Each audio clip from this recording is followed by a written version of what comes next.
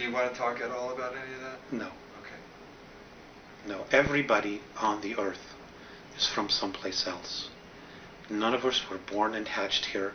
None of us as souls were created here. We all come from another time and place. My understanding is that all of the conscious spirit that's in this universe came through different black holes from other universes in time and space, which we simply aren't privy to. So we're ancient. There's no age to us. We weren't created with the universe. We came through another universe, through the black holes, to this place that we now call our universe, to continue to evolve. That's everyone. Virtually everyone. You know, that contact at age 14, was that contact time travel in any way by the Andromedans to prepare you psychologically for your future contacts? Yes, all the contacts is where they had to come back, because they came here in 1980. Right. So they had to go back in time. And that's what they've done with a lot of people. Even the Pleiadians, to some degree, I understand, have done that, where they go back and they start preparing people early for responsibilities that they will have in the future, as opposed to hitting them all at once and saying, here you go, just dumping it on your lap, and you're saying, oh my God, what is this? My whole reality. So there are increments of preparation that have occurred and continue to occur.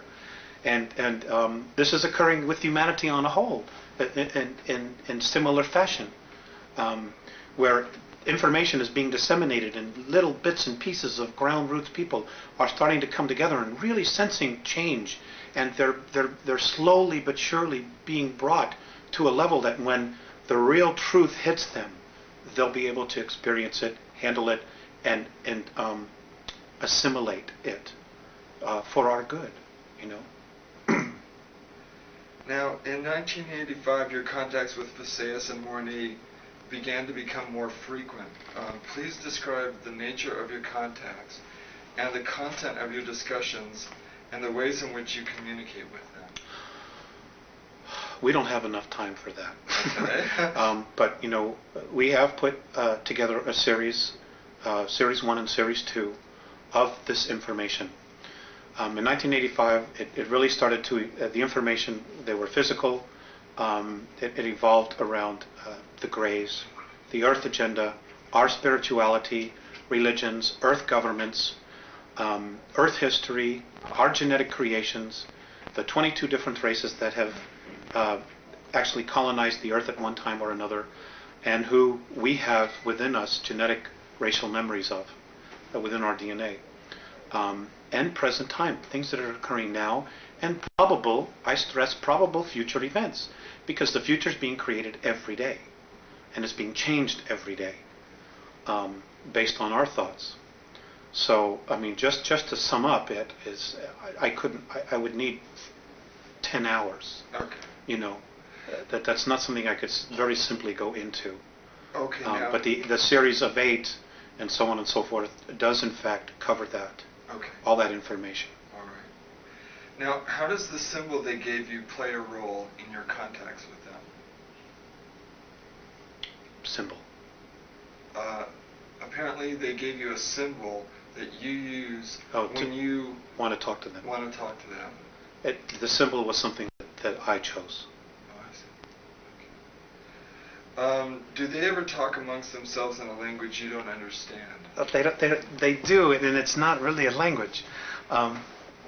They're telepathic, and yes, they'll stand in circles when they're talking, and when they do talk, flashes of light where their third eye is, right here, different flashes of colors that we don't even have on our third density spectrum, just appear, and they're just boom, boom, boom, boom, boom, flashing all this color, and it's like instantaneous sentences are being just communicated, and sometimes there's nodding, sometimes there's nodding this way, or sometimes up and down, sometimes there's gestures, but all the time there's just flashes, and their flashes is their language. It's rare that I've been privy to what it is because they happen so fast. I couldn't assimilate it. So there are some universal gestures then. Yes. all Do human they beings smile? are very animated. Do Yes, they they smile. They also frown, and they also look very sad when something is distressing them. So they do experience it. Um, they do experience emotions, but not to the degree that we do. Um, After they've had their discussions, one will turn to me. Usually, most of the time it's Morene, and he'll talk to me like I'm talking to you. He'll actually go to the great lengths to speak to me. Or sometimes it's just telepathic. And he'll just look at me, and for a while there I wasn't always getting the message because I was so focused on the color that was flashing in front. I was watching that, I was like, wow, this is really amazing. you know, but sometimes I'd have to repeat it. But now that novelty has worn off, so now I listen to the message. And Phaseus is almost always telepathic. So that's what they do. What have they asked you to do in order to help them? Just to disseminate information. I'm currently in the process of trying to investigate all of the current UFO information that's out there, and what I've had the ability to do is sometimes check it with them. Well, is this true? Is that true? And they've said yes, or they've said no. There is a lot of disinformation out there. So what I've been trying to do is just to assimilate what is real and give it from their perspective of how it affects us. We have a real mess on our hands.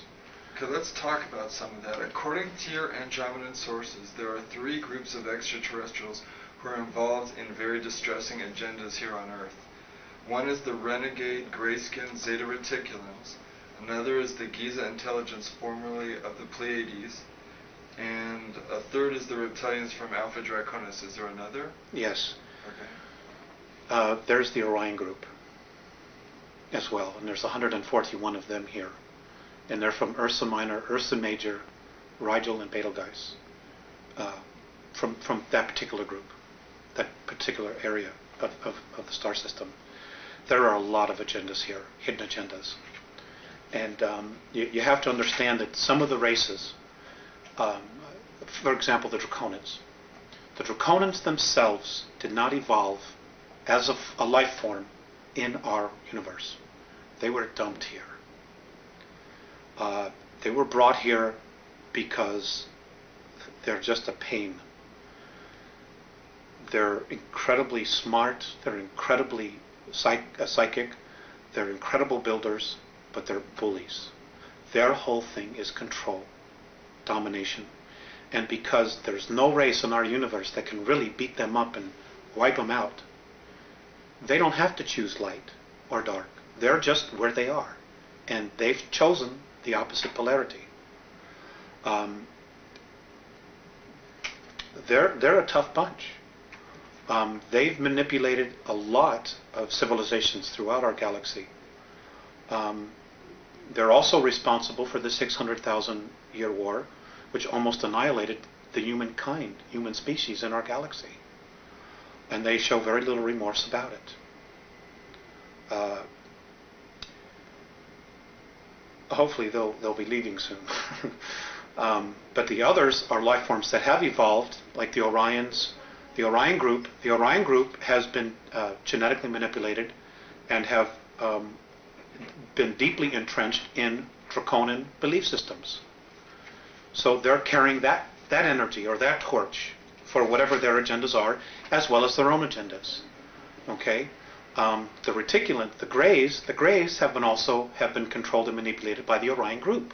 So there is a system, a class system here that's been established, and this is very common in the non-benevolent or regressive extraterrestrial structures, where there's a class system of workers, warriors, administrative or priests, and then the hierarchy, the royalty. And the lower you are, the worse you're treated. We have a history of that here on our planet as well. Right. The caste And we've been taught this by the aliens themselves. Right. And the Pleiadians very much were part of that as well. For a time, they were very much in that belief system. Well, let's focus for a while on the renegade Zeta Reticulans. What appears to be the agenda of the gray-skinned Zeta Reticulans? Okay. Number one, I would like to say that there's a lot of confusion that not all reticulans are evil. There are some reticulans